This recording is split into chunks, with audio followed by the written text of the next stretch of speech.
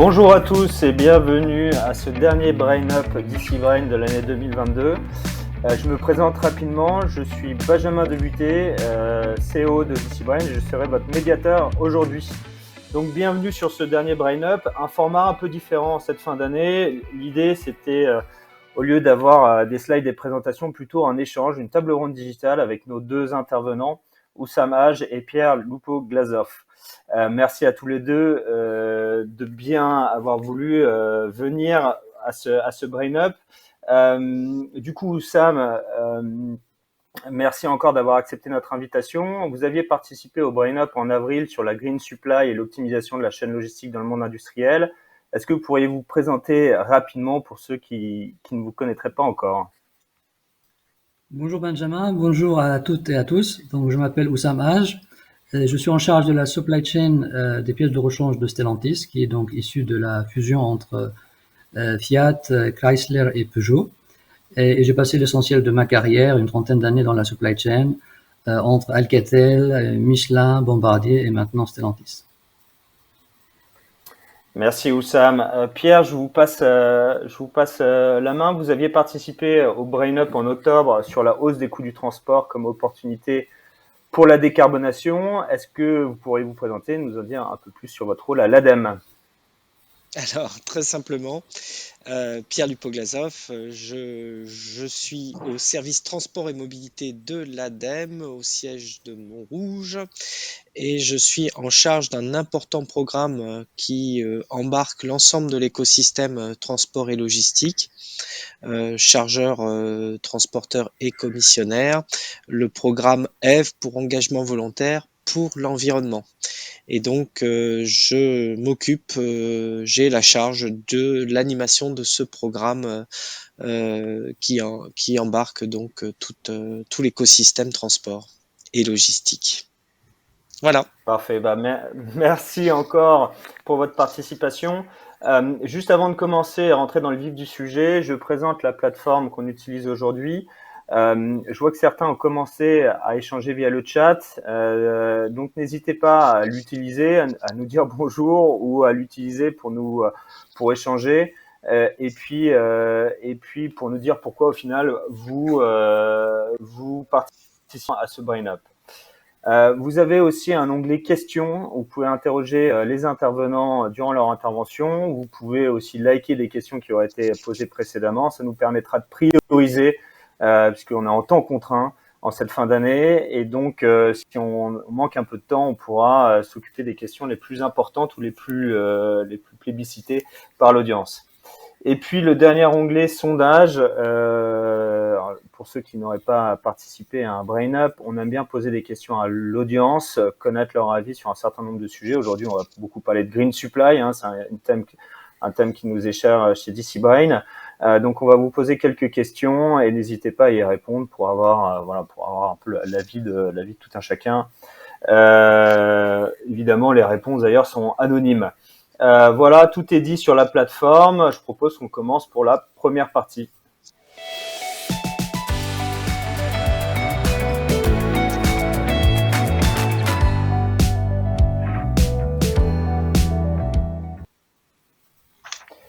Donc effectivement, aujourd'hui, pas de présentation, plutôt un échange.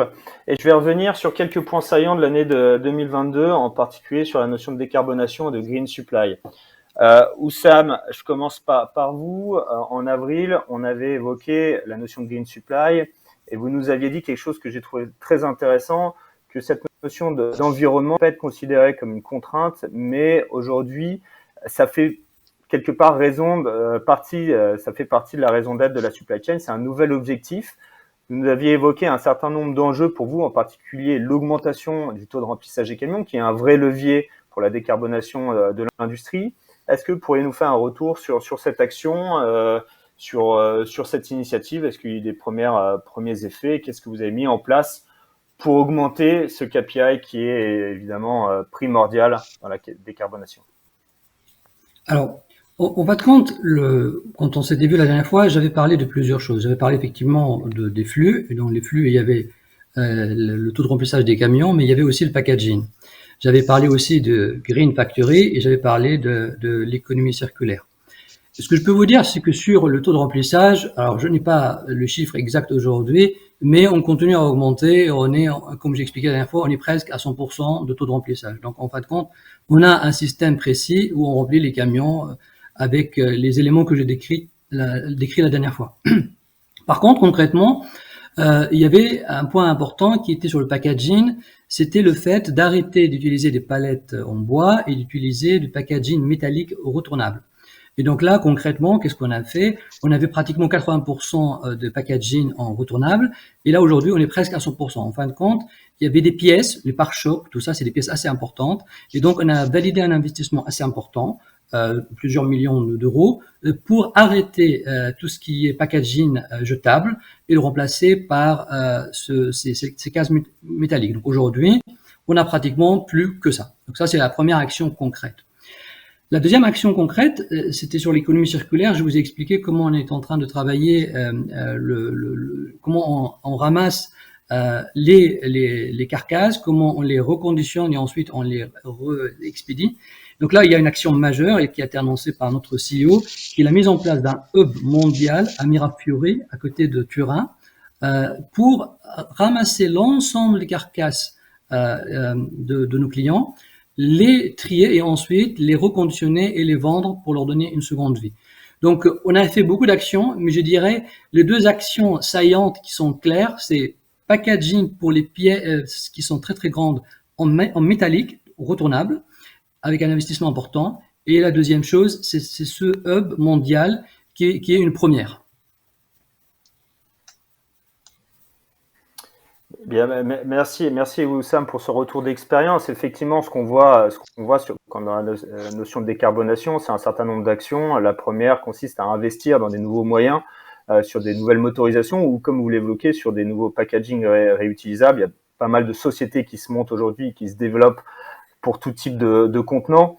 Je vais me retourner vers Pierre. Aujourd'hui, lors du Brain Up en octobre, vous avez participé, vous nous aviez présenté les top 5 des actions à mettre en place pour la décarbonation. Le taux de remplissage et le taux de chargement des véhicules arrivaient en deuxième position, mais il n'y avait pas évidemment cette action. Les sujets de motorisation, de multimodalité. Est-ce que vous auriez des initiatives ou des exemples concrets côté chargeur ou côté transporteur de ce type d'action qui permettent in fine la décarbonation de l'industrie? Alors, c'est sûr que mon top 5 des actions des chargeurs entre octobre et décembre n'a pas vraiment évolué, vous vous en doutez. Par contre, des actions qui sont véritablement innovantes et qu'on entend promouvoir, c'est des actions qui sont finalement transversales, des actions de dialogue entre le transporteur et le chargeur. Donc parmi ces actions, je vais citer une action qui coche deux cases particulièrement, une action qui coche la case nouvelle carburation, nouvelle motorisation et la case coopération entre acteurs. On suit un projet sur un territoire qui est développé avec un opérateur transport qui va développer notamment des véhicules à propulsion hydrogène. Et comme vous le savez, l'hydrogène, c'est aussi un enjeu pour l'ADEME parce qu'on entend l'hydrogène uniquement si elle est verte, donc produite par des énergies renouvelables.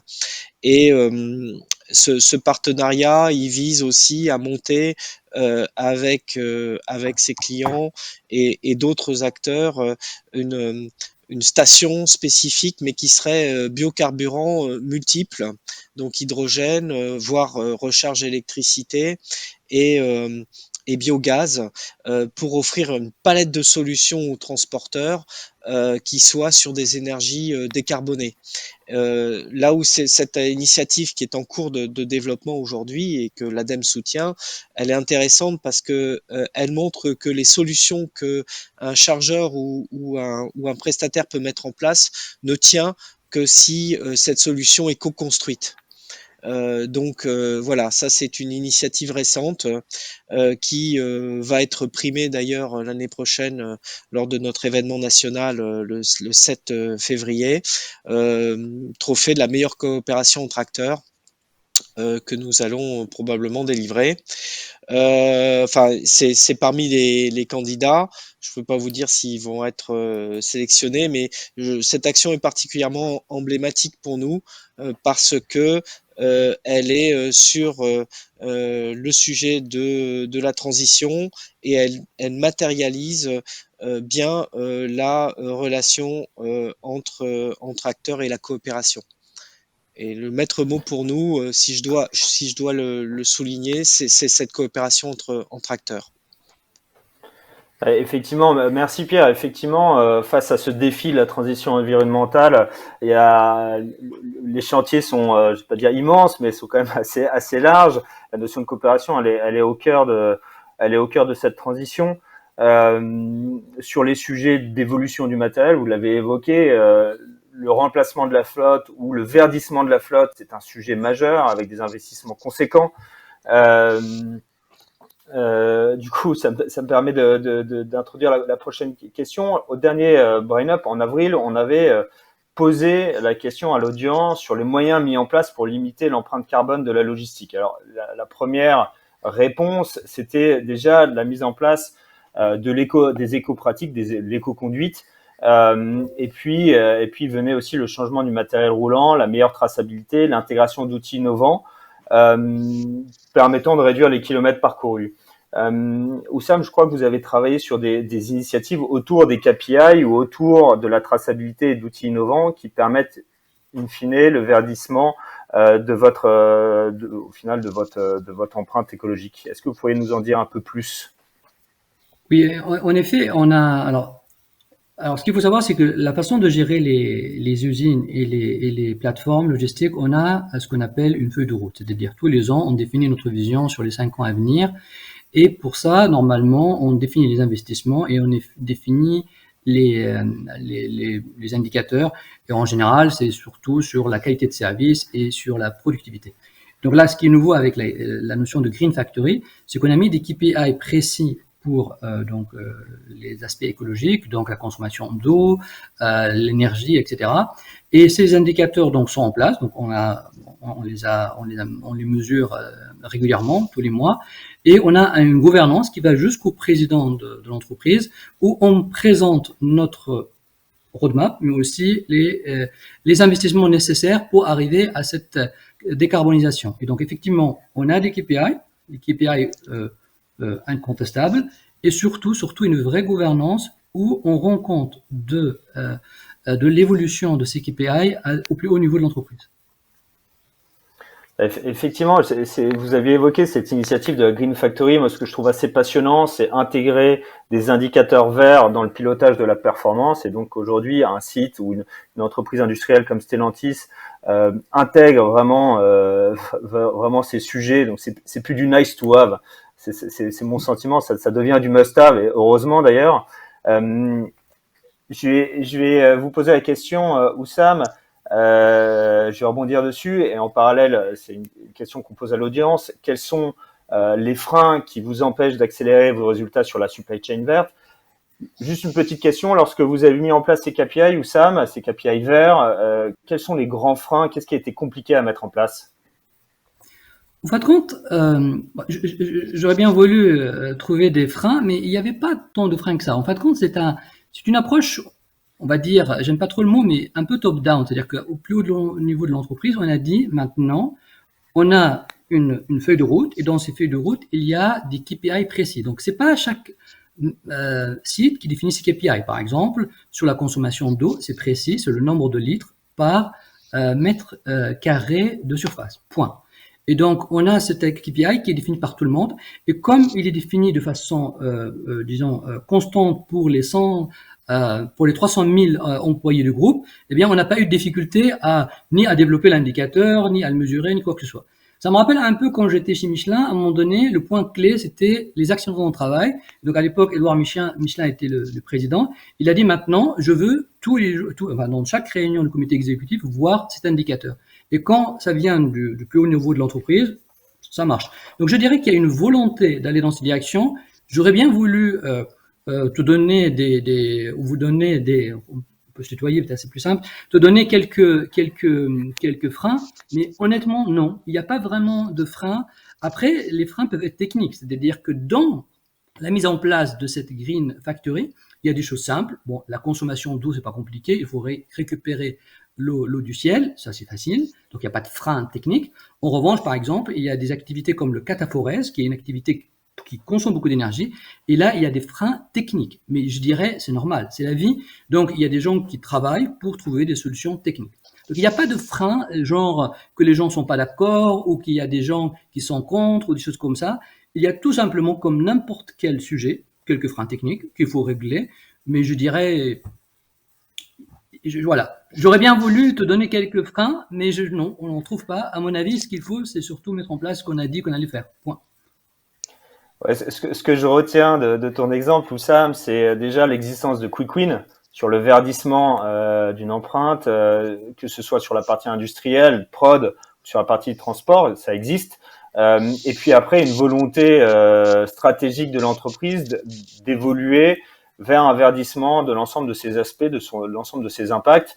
Et quelque part, ça doit venir du haut de l'entreprise.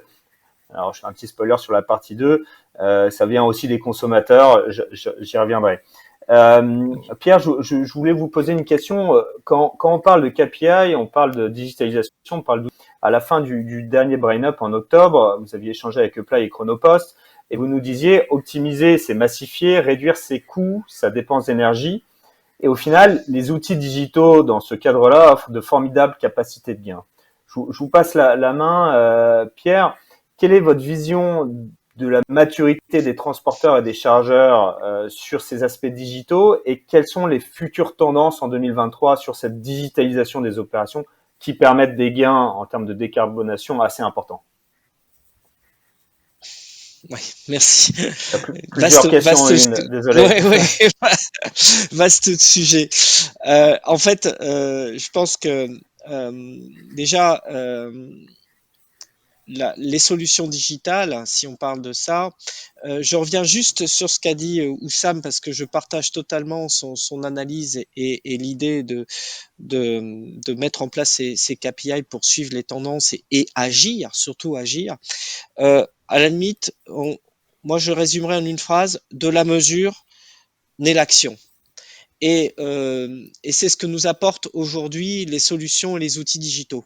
C'est bien avoir l'information, si possible en temps réel, sur les flux qui permet justement par l'analyse d'optimiser, d'avoir des stratégies de massification et donc si on optimise et on massifie, on réduit ses coûts. Donc c'est bien ça qui est important, c'est les outils aujourd'hui qui sont mis à disposition de l'ensemble des acteurs offre cette fantastique opportunité de pouvoir mesurer, se doter des bons KPI pertinents qui permettent surtout d'agir.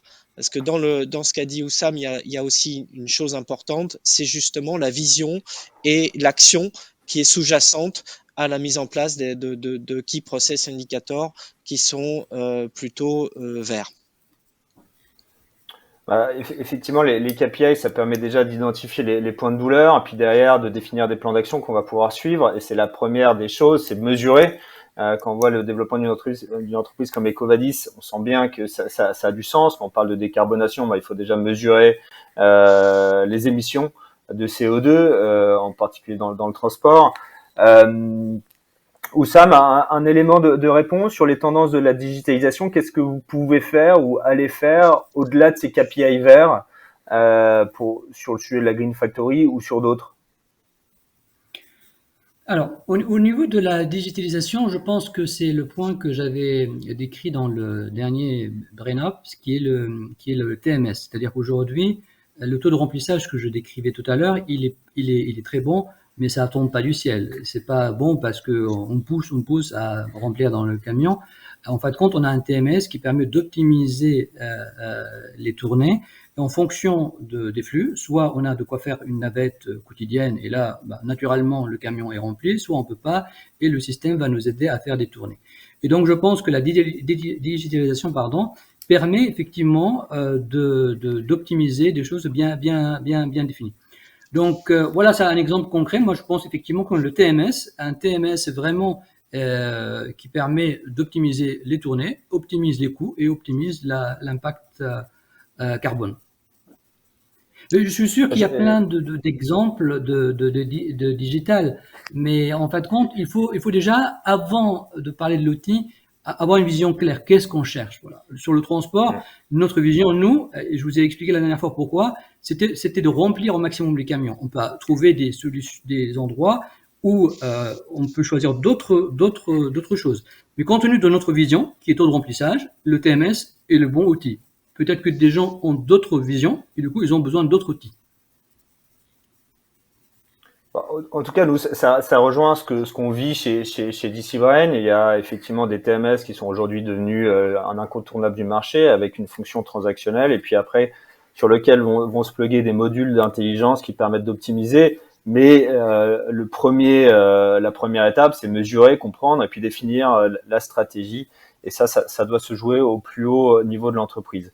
Avant de passer à la partie 2, je lance un deuxième sondage auprès de l'audience. Est-ce que au final, vous avez atteint votre objectif de logistique verte en 2022? Oui ou non? C'est assez simple comme sondage. C'est pour voir un petit peu où est-ce que vous en êtes. C'est toujours intéressant de demander à tout le monde. Du coup, sur la partie 2, on a voulu chez DC Brain s'intéresser à ce que pensaient les consommateurs sur la décarbonation des modes de transport, les consommateurs en particulier sur le e-commerce. En avril, Oussam, vous nous disiez on peut être green et pas cher. Et donc ça, c'est un sujet qui est assez intéressant. On a donc lancé une enquête auprès d'un public français, anglais et allemand, auprès de environ 1500 personnes, enquête sur ces sujets de perception de la décarbonation dans le transport. Et du coup, je vous propose qu'on fasse le point tout de suite dans la deuxième partie.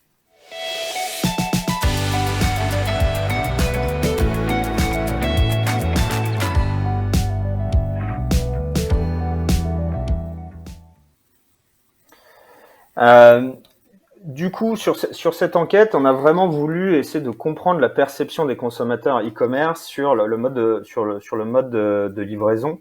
Et on leur a posé une première question qui me semble évidemment importante. On leur a posé la question suivante. Pensez-vous que votre choix de mode de livraison ait un impact sur l'environnement? Pour une très large majorité le choix du mode de livraison a un impact sur l'environnement. Donc 80% des consommateurs, 80% de ces 1500 répondants qui sont représentatifs, nous répondent oui. Le choix du mode de livraison a un impact sur l'environnement. Donc il y a une vraie perception, il y a une vraie, en tout cas une vraie prise en compte de cette notion dans l'acte d'achat en ligne. Pierre ou Sam, qu'est-ce que vous en pensez? Peut-être Pierre, est-ce que c'est quelque chose qui fait écho à ce que peuvent vous remonter les différentes parties prenantes de l'ADEME? Oui, tout à fait. Cette question est très intéressante. Nous-mêmes, on a mené en 2020, donc ça date c'est un peu plus ancien, une étude sur le e-commerce qui portait sur un échantillon d'environ 5000 personnes par les méthodes des sondages classiques, méthode des quotas. Ce qui ressort, c'est ça, c'est une conscience du consommateur sur les impacts environnementaux du e-commerce, mais pour autant, c'est à contrebalancer par le fait qu'en 2020, 87% des Français effectuaient des achats sur Internet. Donc, oui, on a conscience, mais en même temps, c'est tellement pratique, facile, etc., que c'est pas pour autant qu'on va changer. Et ce qui est intéressant dans le e-commerce, c'est que c'est pas uniquement porté sur un domaine, mais c'est sur tous les domaines, l'alimentaire et les produits non alimentaires, mais mais ça peut aller jusqu'à un véhicule commandé sur Internet à une marque bien connue, par exemple du groupe Stellantis. Donc on peut aller jusque-là, jusqu'à faire un achat aussi impactant qu'un véhicule automobile sur Internet, livré sur une plateforme logistique, par exemple. Donc le e-commerce concerne tous les pans du commerce. Et ça, c'est important de le souligner, avec des consommateurs acteurs qui ont conscience des enjeux environnementaux, mais qui pour autant continuent leurs pratiques. Oussam, ça Moi, par rejoint contre, ce tiens, que... Benjamin, je suis un peu surpris, par Allez-y. contre, pas par les 80%, mais par les 20%. Il y a vraiment 20% et des gens qui pensent que la livraison n'a pas d'impact sur l'environnement.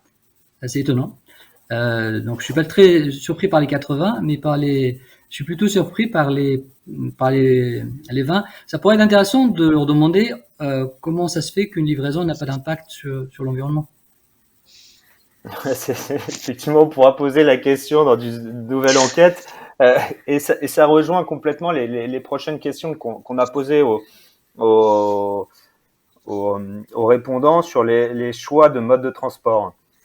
Vous disiez tout à l'heure, Oussam, que la première étape, c'est mesurer, comprendre l'impact. Donc ça rejoint ce sujet de 80%. On a posé la question aux consommateurs, est-ce qu'ils aimeraient connaître la distance parcourue par le produit commandé? D'où vient, combien de kilomètres? Et sans trop de surprise, la réponse est oui, à 60%. De la même manière, on leur a demandé, est-ce que vous souhaiteriez connaître les moyens de transport utilisés? On parle beaucoup de mobilité électrique dans les villes, par exemple. Et idem, la réponse est à 60%, oui, on aimerait connaître les modes de transport utilisés pour recevoir le produit chez moi. J'aimerais savoir par quoi il a transité. Et puis le dernier sujet qui est clé, c'est souhaiteriez-vous connaître le bilan CO2 lié au transport de votre commande? Idem, la réponse est oui. Donc pour moi, je pense que c'est une tendance de fond qui est de dire le consommateur devient de plus en plus consommateur et a envie de comprendre les impacts de son achat sur Internet. Il y a donc une vraie dynamique globale sur cette notion d'impact. Peut-être qu'au fur et à mesure, ces 20% vont se réduire, ou ça, mais en tout cas, on l'espère. Sur ces sujets, est-ce que vous, j'imagine Pierre et Oussam, vous êtes aussi probablement consommateurs sur Internet. Vous partagez très probablement les mêmes convictions. En tout cas, vous auriez voté oui, j'imagine. Est-ce que, au-delà des 80-20 là qu'on a évoqués, est-ce que prennent est-ce que ça vous choque, Pierre? Non, c'est pas choquant. C'est que il y a aussi un discours sur lequel il faut lutter quand on parle de e-commerce. C'est cette notion de gratuité qui induit une erreur d'appréciation du consommateur. On a tendance aujourd'hui à considérer que et c'est les offres qui passent. On vous dit livraison gratuite, par exemple, quand on achète sur Internet. C'est faux. Le e-commerce, comme toute activité logistique, et nous sommes des experts, nous savons ça, met en place toute une logistique justement complexe. Le produit il peut être commandé et partir de Chine, arriver par bateau à Rotterdam, ensuite faire deux ou trois liaisons sur des plateformes logistiques pour enfin être délivré chez le consommateur en logistique sur le dernier maillon du dernier kilomètre. Donc ça met en place une logistique qui est parfois complexe mais inconnue du grand public. Et le discours qui consiste à dire voilà la livraison vous est offerte comme si ça n'avait aucune valeur, ça induit un biais. Et nous on milite à l'ADEME pour ne serait-ce que dire non pas livraison gratuite mais livraison offerte. C'est déjà mieux que de considérer que la logistique n'a pas de valeur dans le prix. Et c'est là que se réside ce biais de finalement non, je vois pas que ça n'a pas d'impact, etc. Parce qu'on a l'impression qu'on dévalorise les actes logistiques dans la vision qu'en a le consommateur. Et est-ce qu'il faut aller jusqu'à intégrer ou rendre obligatoire la notion de bilan CO2 d'une livraison? Est-ce est-ce que c'est ce type de sujet qui vont voir le jour demain, ou en 2023 ou plus tard? Elle est déjà Je obligatoire. sais pas si, Elle n'est pas, elle n'est je pas sais pas s'il faut attendre sanctionnée, mais demain. elle est déjà obligatoire.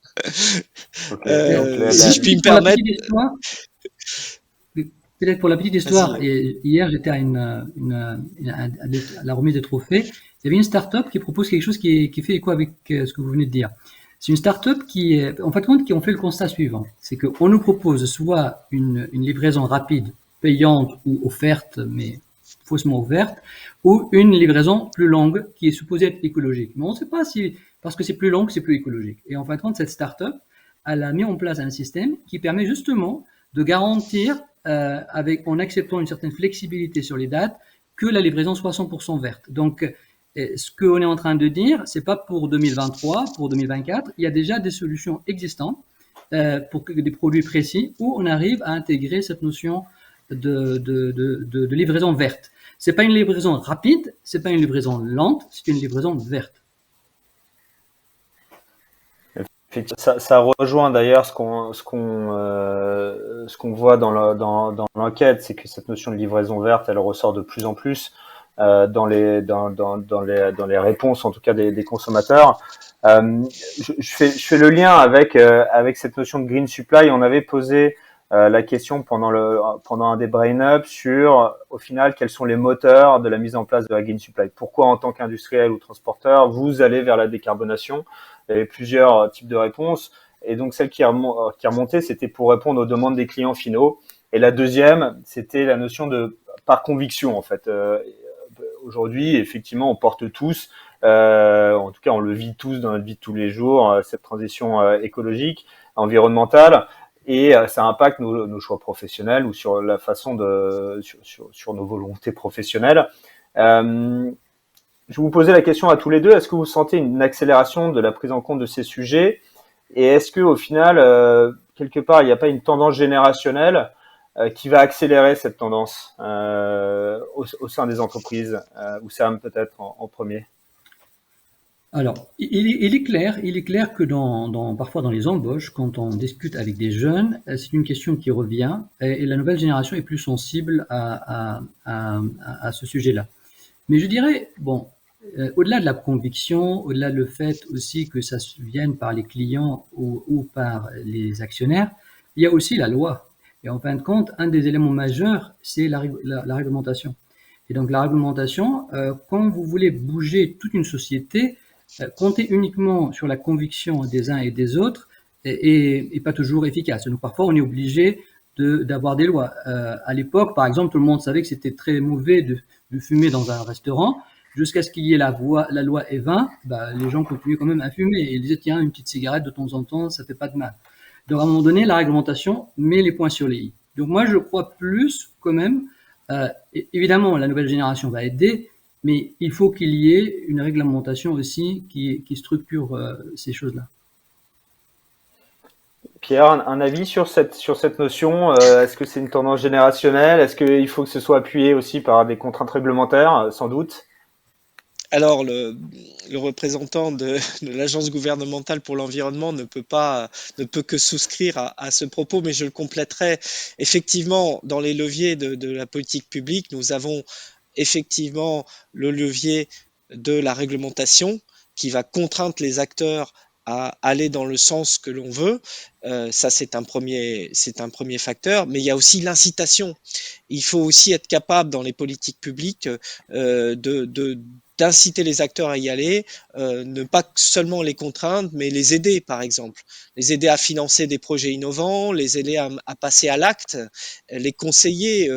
Voilà, c'est tout ça qui fonde une politique publique. Pas uniquement la sanction, parce que après, il y a ce qu'on appelle la tolérance sociétale sur des actions de politique publique. Pour aller jusqu'à un cas extrême, on voit la révolte de la population chinoise sur les mesures Covid. Donc l'hyper l'hypersévérité ne résout pas tout. Il en faut, et je rejoins tout à fait Sam sur ce point. Il faut des règles, il faut faire évoluer la société, et le législateur peut y contribuer grandement. Et c'est très employé dans les politiques publiques en matière d'environnement. Mais il y a aussi tout ce qui est lié à l'incitation et à l'aide à l'action des acteurs économiques. Et c'est important aussi pour nous. Est-ce que Pierre, est-ce que vous pouvez nous donner quelques exemples d'incitation ou d'aide justement à ces acteurs-là sur ces notions de décarbonation ou des chantiers proposés par l'ADEME? Alors alors c'est en demi-teinte ce que je vais vous dire, parce qu'on a été victime de notre succès. On a lancé cette année, et l'ADEME n'y croyait pas. On y croyait, mais en même temps, on disait bon, on va voir comment le marché va réagir. On a lancé à la fin du premier trimestre 2022 un appel à projet sur le poids lourd électrique, doté d'un certain nombre de moyens fixés par l'État. Et on a été victime de notre succès, c'est-à-dire qu'à la première relève technique de cet appel à projet, l'intégralité des subventions offertes pour l'acteur économique qui va investir dans un poids lourd électrique avec sa borne de recharge, l'intégralité a été brûlée à la première relève, et on est aujourd'hui alors on sait que ça va être reproduit, mais parfois on est victime du succès de nos actions, c'est-à-dire que les acteurs sont très bien informés et réagissent. Pour peu qu'on ait une offre de constructeurs valable et que la technologie soit au rendez-vous, les acteurs économiques vont se précipiter sur ce type d'initiative, et ça a été le cas sur notre appel à projet poids lourd électrique. Merci Pierre pour cet exemple. Je reviens juste sur ce que vous disiez juste avant, sur la notion d'incitation et de transformation. Nous, DCVine, en tant que fournisseur technologique, on sent bien cette notion de transformation culturelle et organisationnelle, et on sent bien que typiquement nos clients, chargeurs ou transporteurs, ont besoin d'aide sur typiquement utiliser de nouveaux outils, utiliser de nouveaux processus, et que c'est pas juste effectivement évidemment par la contrainte ou pour répondre aux besoins des consommateurs. Donc il y a bien ce troisième levier d'apport d'expertise et d'aide à ces acteurs pour se transformer, puisqu'on parle vraiment d'une transformation. Une question, Oussam, pour vous, je pense, quel est le nom de la start-up qui garantit la livraison verte? Je sais pas si vous avez le nom, Oussam. Alors, je n'ai pas j'ai oublié le nom, mais je vous promets de vous trouver le nom, de vous l'envoyer après. Mais j'ai oublié le nom. Parfait, merci beaucoup.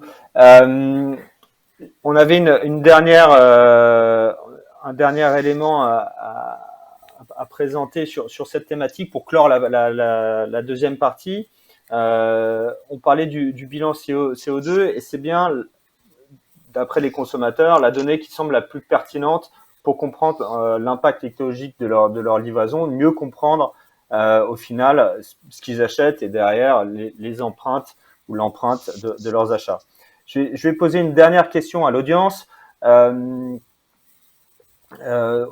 la même manière, quelle donnée vous semble la plus pertinente pour comprendre l'impact écologique d'une livraison? Je vous laisse répondre à ce sondage. Le temps passe un peu vite. Je vous propose d'arriver à la dernière partie, à la conclusion du Brain Up. Jingle, s'il vous plaît.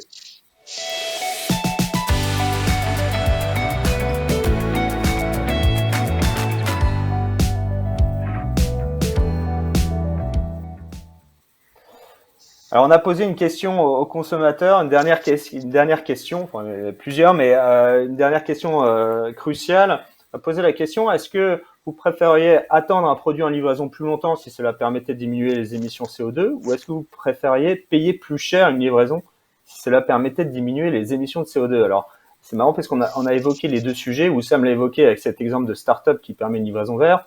Et Pierre l'a évoqué en disant, au final, la livraison gratuite, c'est jamais gratuit, c'est offert. Dans le meilleur des cas, c'est surtout réintégré dans le prix de vente. Donc, on a posé la question aux consommateurs. Un avis sur les réponses, Pierre, À votre avis, qu'est-ce qu'ils ont plébiscité? Alors, c'est une question piège pour moi parce que intuitivement, j'aurais dit qu'ils sont parce que on a des études qui le montrent, donc je suis un peu biaisé, mais que le consommateur déclarerait, c'est pas pour autant qu'il va le faire, hein, attendre. Pour moi, il déclarera être prêt à attendre un peu plus longtemps.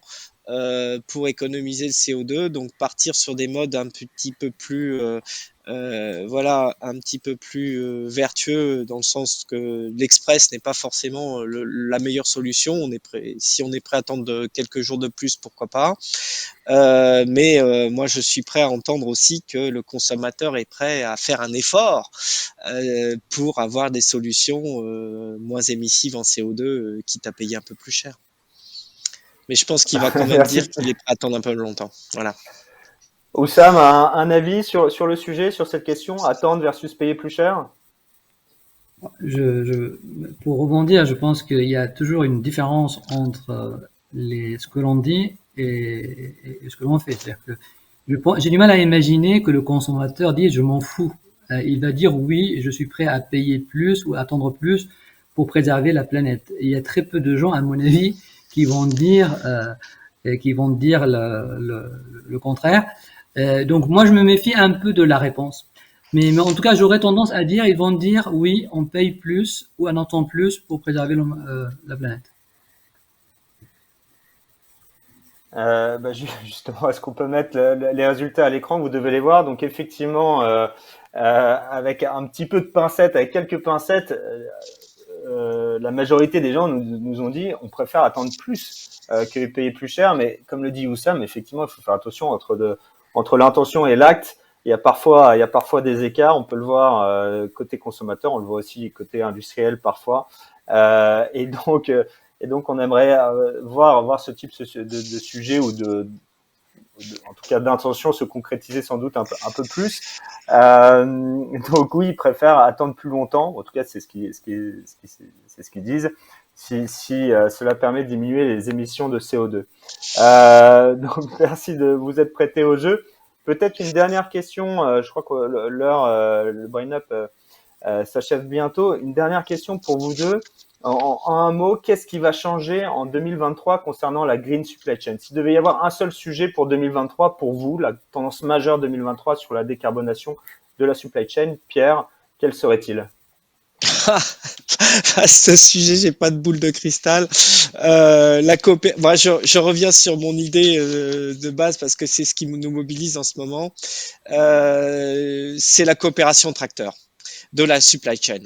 Pour moi, c'est parce que la techno, elle est prête et vous l'avez très bien exprimé. Tous les acteurs sont très sensibilisés au sujet de la green supply chain et y compris jusqu'aux consommateurs. On vient d'en parler. Donc pour moi, c'est les échanges et la coopération entre acteurs. Échange de données également très importante pour prendre conscience des chiffres et agir, comme l'avait très bien souligné Oussam avec les KPI, les KPI verts qui étaient développés au sein de ces unités. Voilà ma vision. Merci. Coopération, collaboration. Je retiens Exactement. le terme. Oussam, de votre côté, un seul sujet, une grande tendance sur 2023 concernant la green supply chain?